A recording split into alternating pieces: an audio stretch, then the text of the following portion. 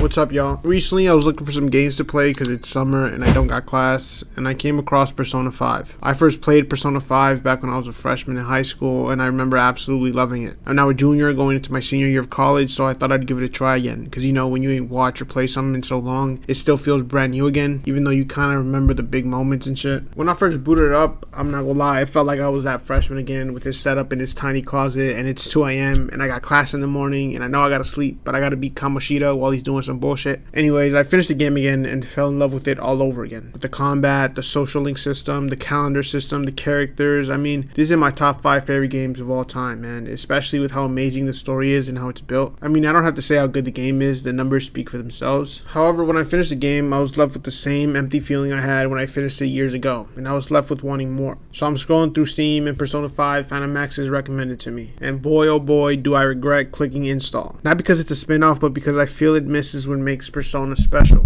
If you don't know, Persona 5 Phantom X is a free-to-play live service spin-off game. It's what you'd call a gacha game. I'm personally not a fan of gacha games, but because it's tied to the Persona IP, I figured I'd give it a shot. Persona 5 Phantom X takes place in a separate timeline from the main game. The new cast of Phantom Thieves, a different protagonist, and a somewhat original story that still borrows the core turn-based combat and dungeon crawling formula from Persona 5. On the surface, it looks like Persona 5, dressed up with new faces, but once you dig in, you realize the flow is built around daily check-ins and reward cycles rather than letting me progress naturally and experience the magic that made me fall in love with Persona in the first place. This being a gacha game, I can understand why there would be these things like contracts for character pools, stamina, AP limits, and limited time events. That's just the nature of the genre. It needs hooks to keep players engaged and a monetization system to keep the servers running. I went in expecting those elements to be there, and I wasn't looking to knock the game just for having them. The problem is how much these systems take center stage. Instead of supporting the gameplay and story, they become the main focus, shaping almost every decision you make in game. And when those mechanics start to overshadow the moments and experience that made me fall in love with the Persona IP, that's when the cracks start to show. From the moment you start, Phantom X throws everything at you. Menus, currencies, events, energy systems, before you even had a chance to get comfortable. As someone coming into gacha games for the first time, it's overwhelming. Instead of letting you ease into things, the game constantly flashes pop-ups, rewards, and notifications at you. It's more overstimulating than engaging, and that sensory overload makes it hard to actually enjoy what's underneath.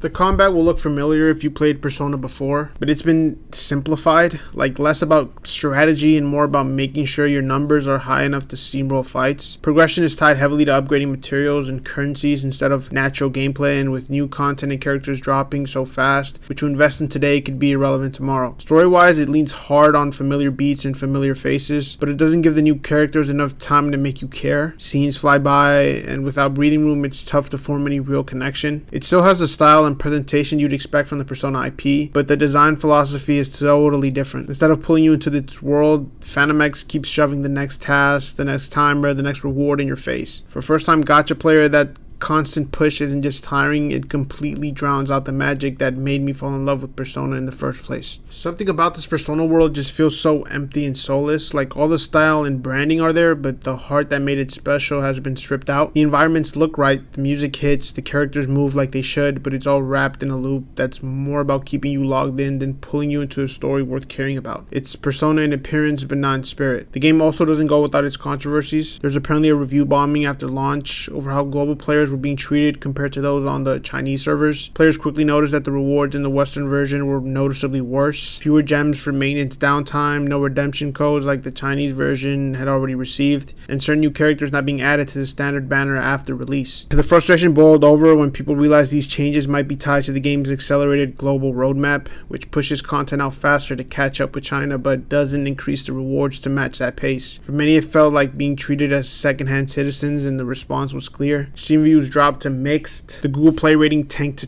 2.1 stars, and players vowed to not spend a cent until the rewards were equalized. Overall, it just sucks to have such a game I fell in love with so many years ago turned into something that feels like a shallow imitation of itself. All the style and familiar elements are there, but the heart, pacing, and sense of connection that made it special have been replaced by grind loops, timers, and monetization hooks. It's not the evolution I hoped for, it's the brand wearing a mask without the soul that made me care in the first place, I feel like. Anyways, if you've enjoyed, show some love. Peace.